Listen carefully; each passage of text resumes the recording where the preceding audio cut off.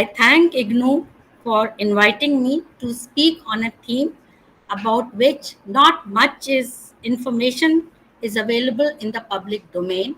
Instead, innumerable myths are afloat.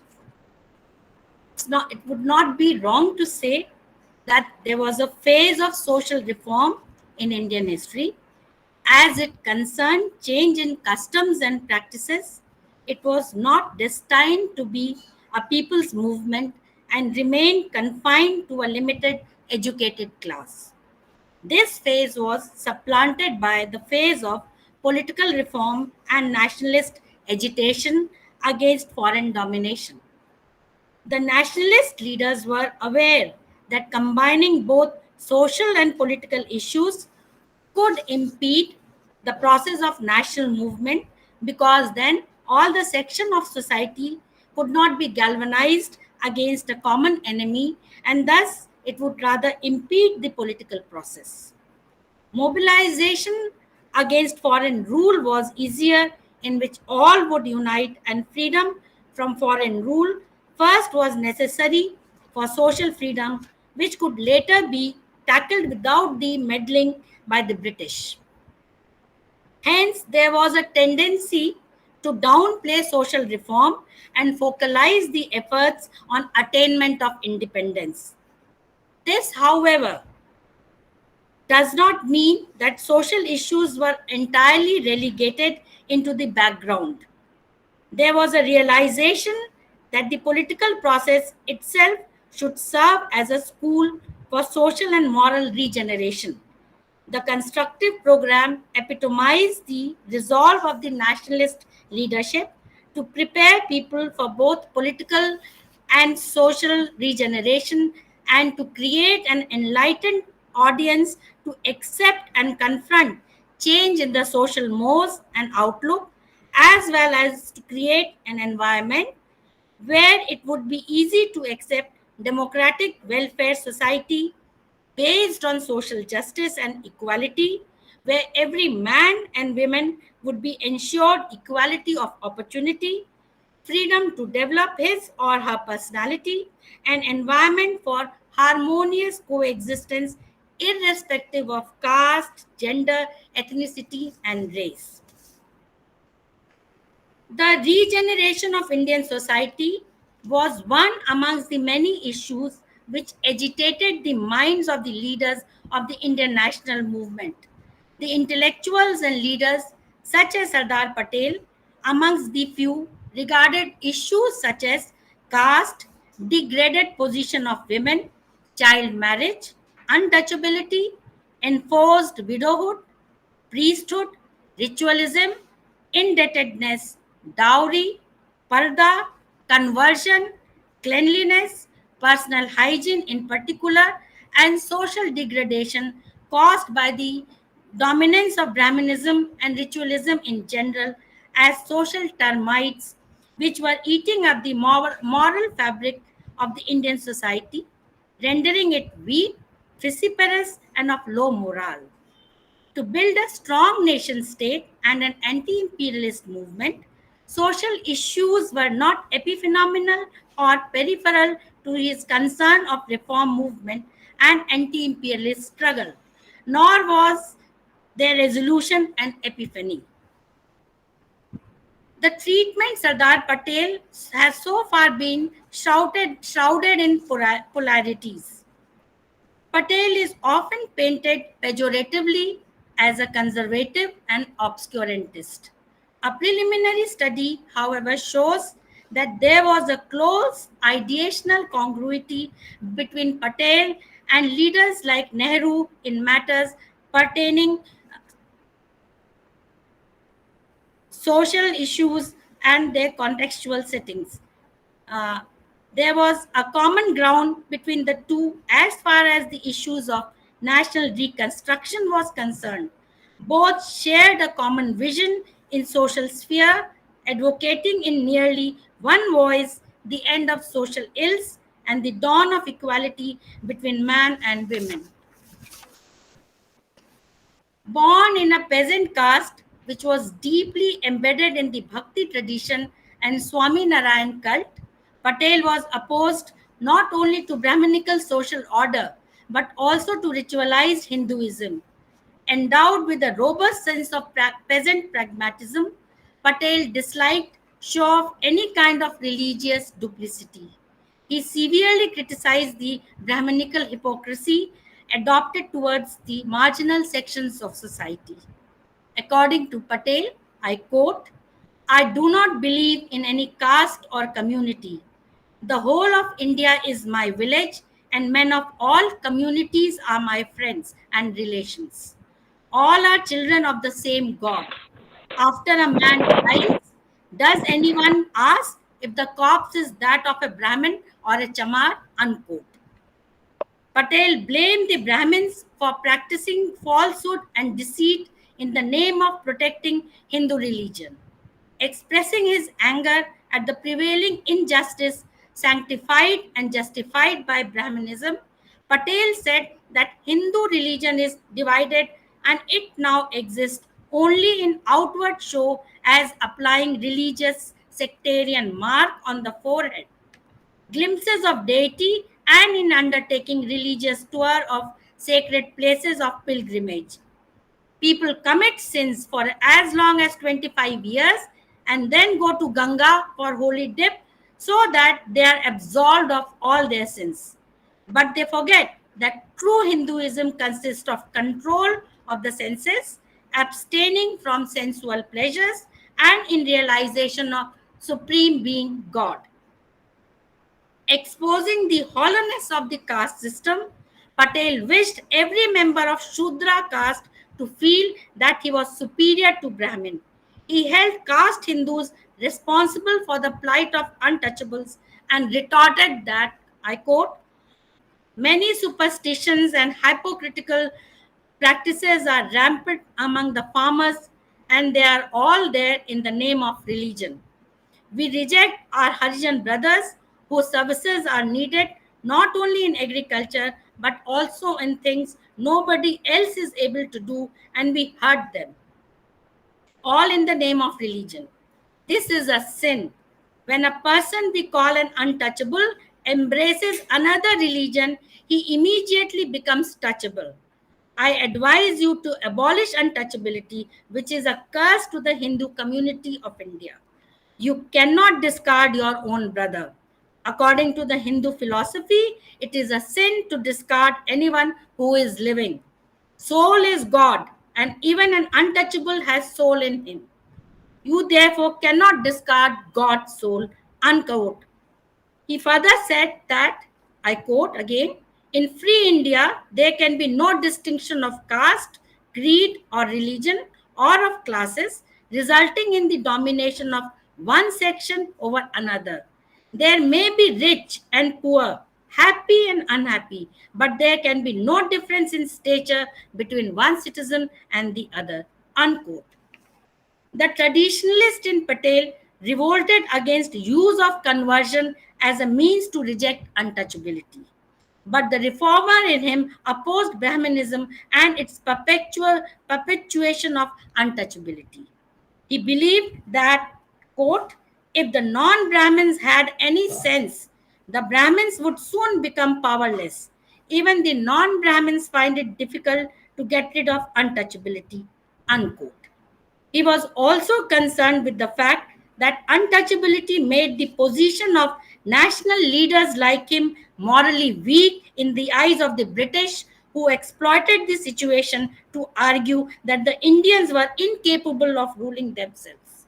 He did not want conversion to be used by the British to show to the outside world how retrogressive, backward, and inhuman the Indian society was.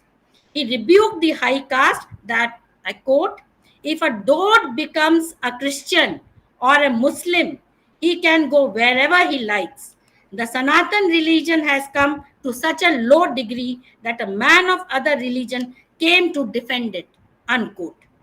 Elucidating on the issue further, he said, I quote, the British Empire feels that we have been defeated or are reeling under fear of the authority, which has been puffed up with violence.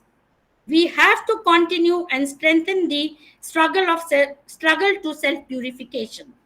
We are not strong enough to protect our own religion. So, if our traditional religion may have reached a stage where a foreigner has to search, we should perform the Shraddh ceremony so as to attain emancipation. You may perhaps be aware what the leaders of the Sanatan traditional religion were doing at that moment. Where had they gone? Does Does the traditional religion belong to the present age? It is current since the time of the Vedas. How many have been converted to Christianity? How many have become Muslims? Who are these traditionalists? They are converting only Hindus into their religious fold. Who are these missionaries? If you had not treated the untouchables inferior even to dogs, would there have been so many Christians? Sardar Patel, regarded as obstinate conservative, not only by his more radical contemporaries, but also by feminist scholars of present times. Most of the misgivings regarding Sardar arose from the inadequate understanding of his social vision and perspective. His approach to social issues has been viewed as peripheral to his core concern of anti imperialist struggle.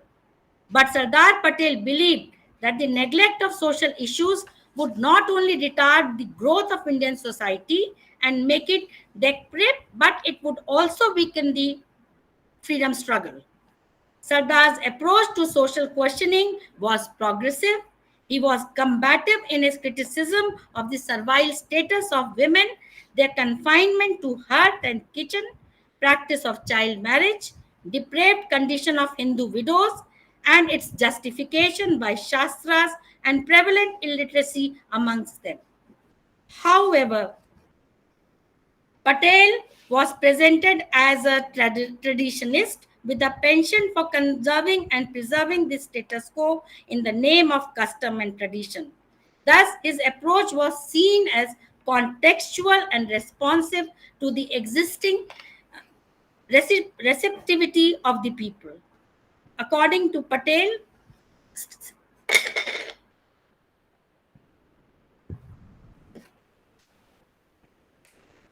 according to Patel, the backwardness of the nation was a result of women being kept in darkness of illiteracy enforced on them by men. They deprived women of equal rights and responsibilities.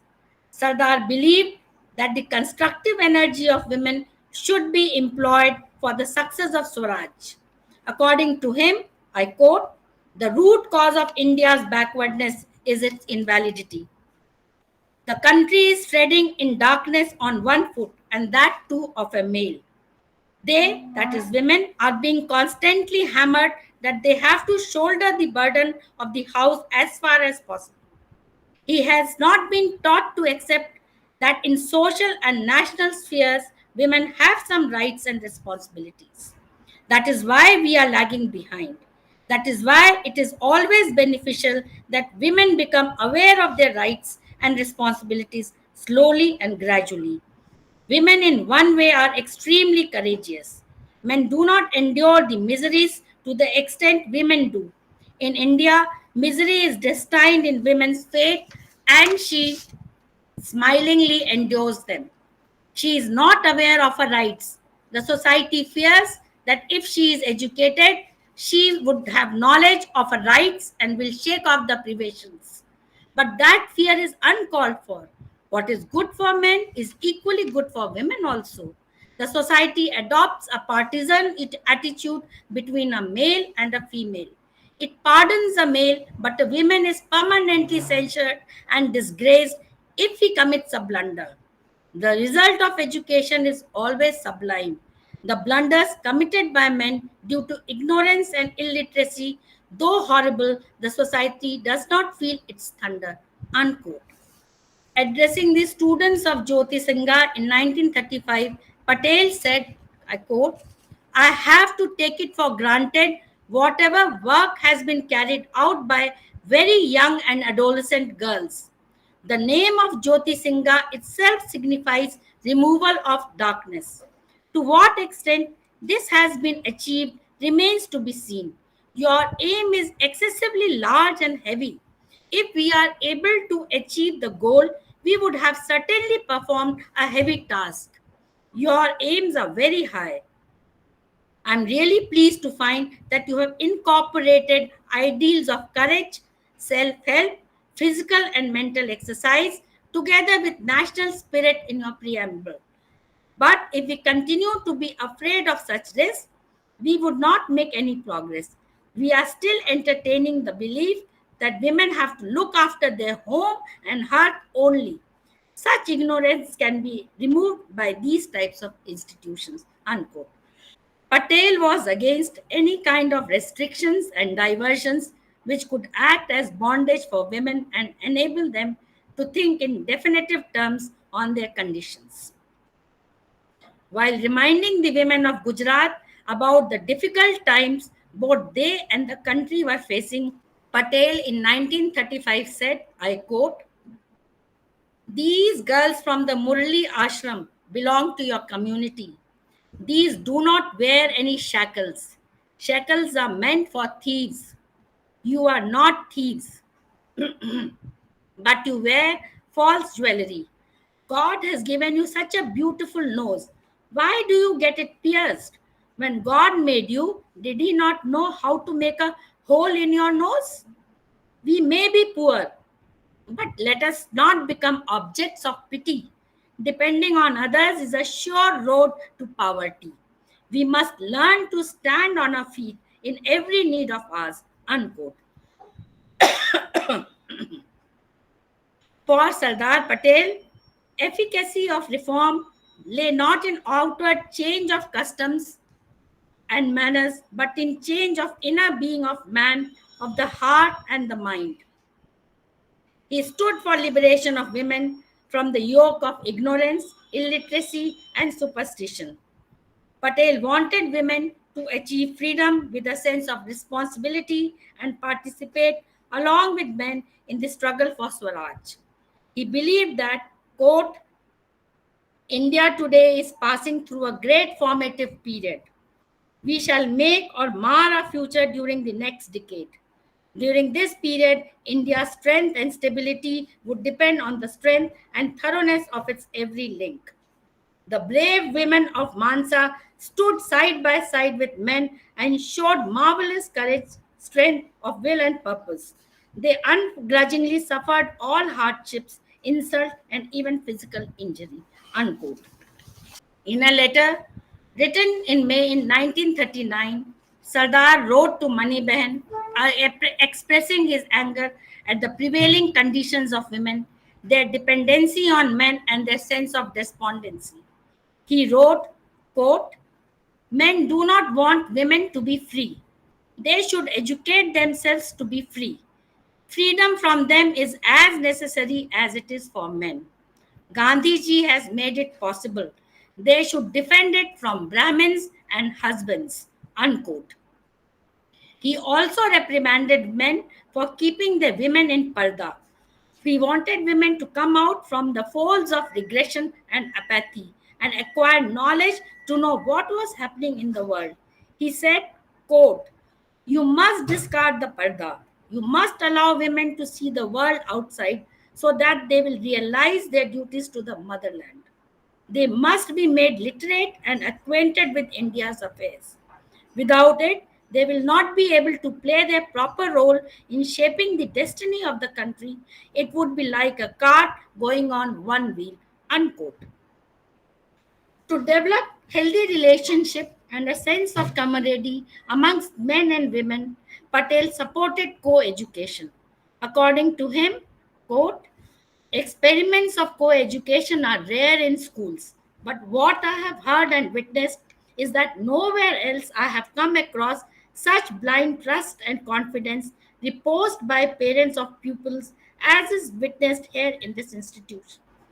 It is very difficult, at least in our country, to take care of girl students.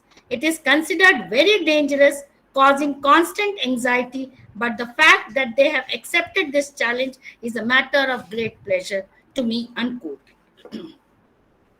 Sardar Patel urged the Indian women to follow examples of their counterparts in other parts of the world. Such statements of Patel refute the allegation of him being obscurantist and rigid. In his view, I quote, a public worker should encourage any activity leading to the prosperity of women. In a Muslim country like Turkey, women boycotted putting up of veil over their face and played a notable role in the society. Turkey today occupies a coveted position among the free nations. Travel to Europe, America, or Japan, where women are enjoying equal status as men. When Europe was embroiled in war, the women folks did jobs which supplemented the war efforts. They looked after the sick and the disabled and nursed wounded soldiers. A Turkish woman moved with Kamal Pasha on the battlefield unnoticed and showed such valor which baffled even the male soldiers. Our men are apprehensive of capacity of women in our country. We do not encourage women to execute any work independently. This was especially true of educated families in cities. We fear risk and become cowards. Our children are also brought up in similar conditions and are worthless. Unquote.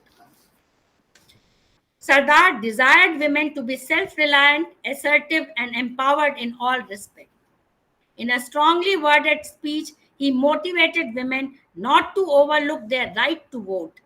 In his election speech of 25 June 1936, Sardar said, I quote, exercise your right to vote.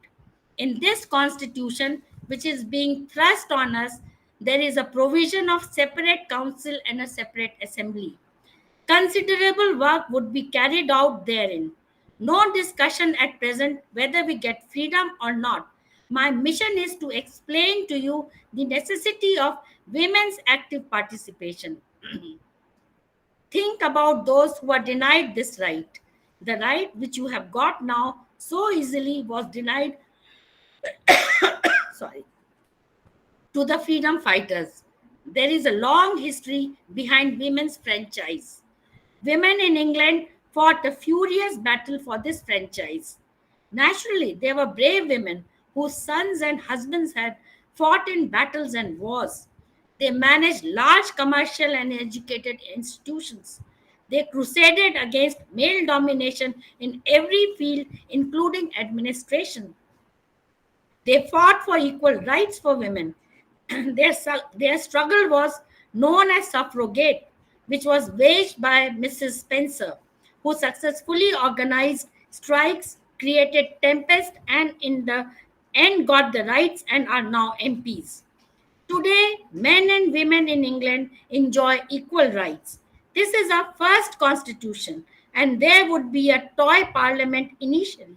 Yet, the laws to be enacted therein would be blinding on us all. There would be separate laws for women.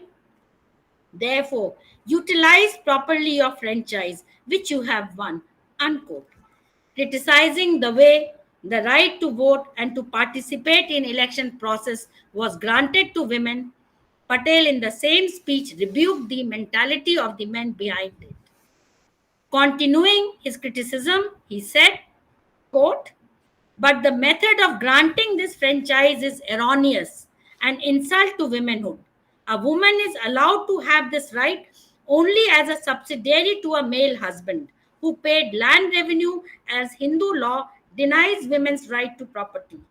She had the right to retain only those valuables which were received by her at the time of her marriage.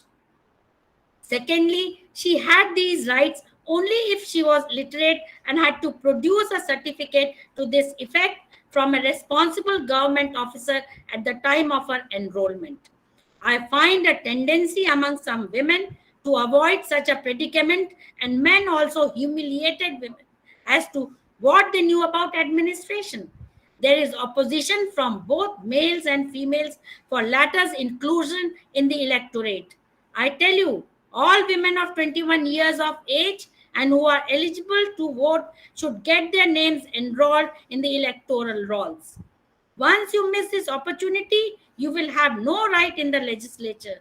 There would be ample scope for enacting laws and opportunity you will have for economic and political gains, but the scope certainly be more for enacting social laws calculated to benefit status of people, particularly women in the society, who would be emancipated from social bondage which they are subjected to at present.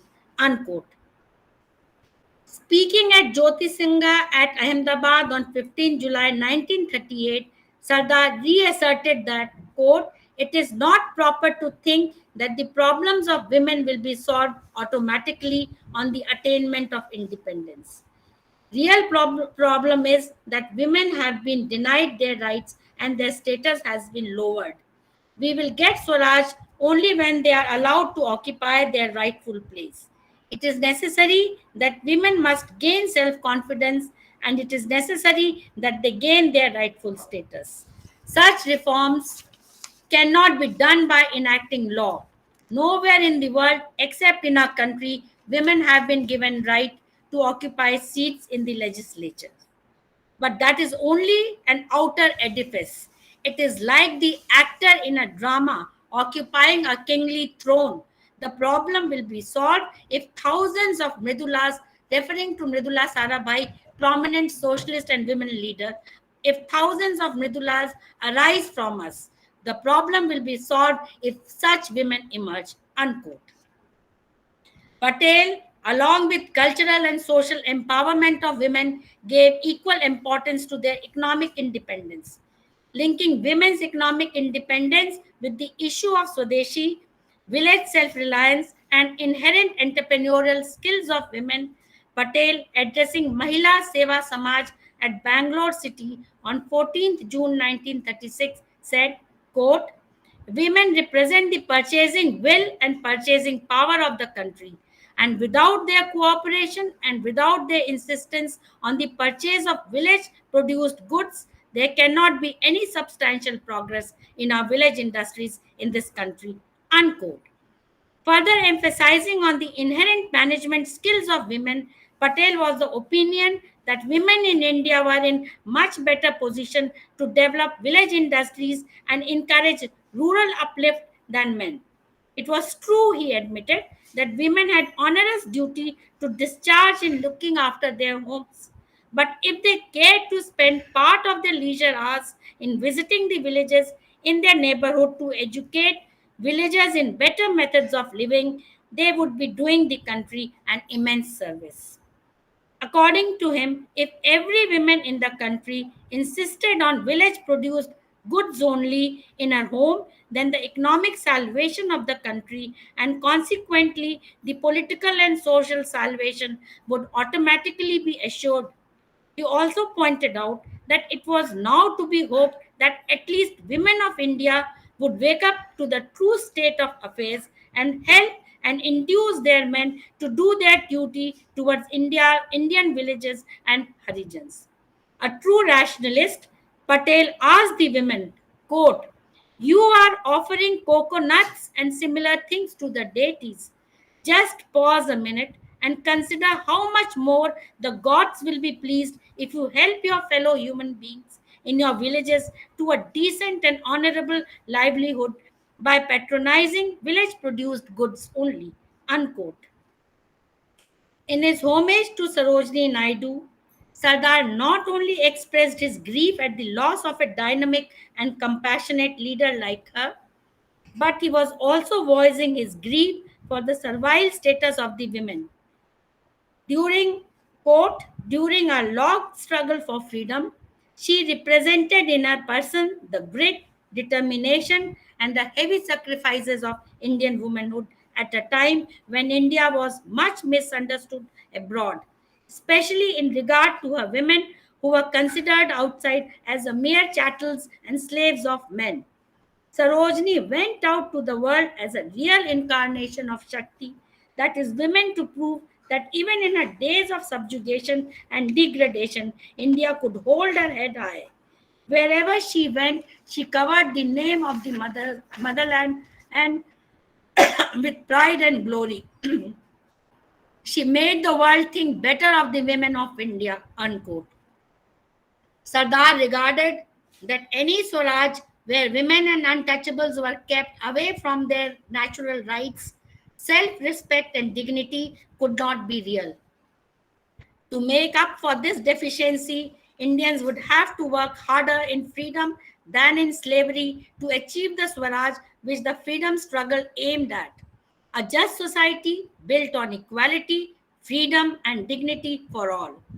Addressing the people of Baroda on 7th January 1935, he said, quote, "The Secretary of State for India tells us that you may continue to oppose the British, but Harijans and the Muslims are with them. Dr. Ambedkar studied with you and also took up employment along with you. However, you behaved with him in such a manner that he has nurtured nothing but hatred for you. If a Harijan converts himself into Christianity, the Orthodox would push him out, but if he remains a Harijan, people treat him as if he were not a human being. No purpose would be served if untouchability is not eradicated from your minds." Unquote. Sardar accepted the constructive program of Gandhi, and through it, he tried to expand the area of influence of anti imperialism.